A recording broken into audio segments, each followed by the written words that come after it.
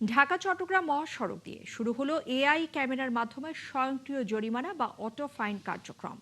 আজ নারায়ণগঞ্জ মহাসড়কের মেঘনা ব্রিজ টোল প্লাজায় এই কার্যক্রমের উদ্বোধন করেন স্বরাষ্ট্রমন্ত্রী সালাউদ্দিন আহমেদ।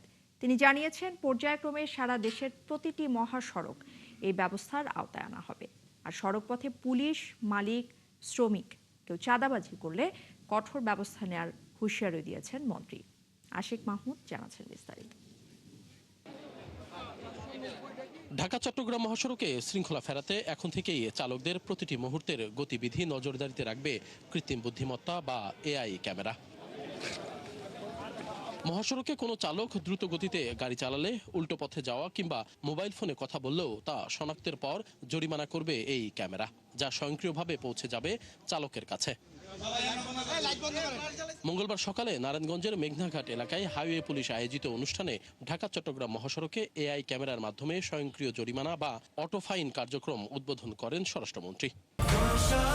৪৫ বছর ধরে কোটি মানুষের আস্থায় পাইপের বস আরএফএল পাইপ। এ সময় তিনি বলেন, এর মাধ্যমে মহাসড়কে শৃঙ্খলা ফিরবে। পর্যায়ক্রমে দেশের সব মহাসড়ক এআই ক্যামেরার আওতায় আনা হবে বলেও জানান তিনি। আশা করি এই উদ্যোগের ফলে আমাদের একটা যুগান্তকারী পরিবর্তন সড়ক শৃঙ্খলার মধ্যে আসবে।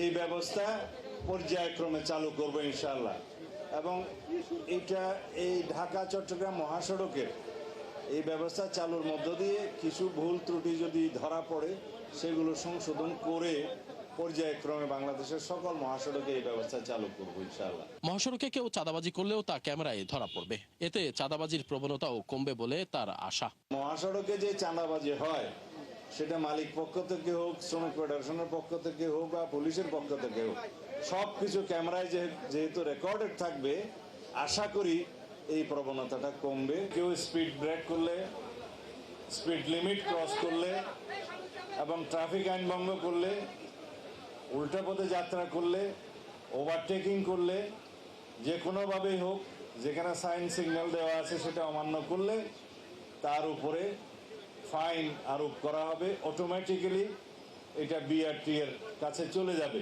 প্রাথমিক পর্যায়ে ঢাকা চট্টগ্রাম মহাসড়কের ৫ শতাধিক স্থানে ১৪২৭টি এআই ক্যামেরা বসানো হয়েছে।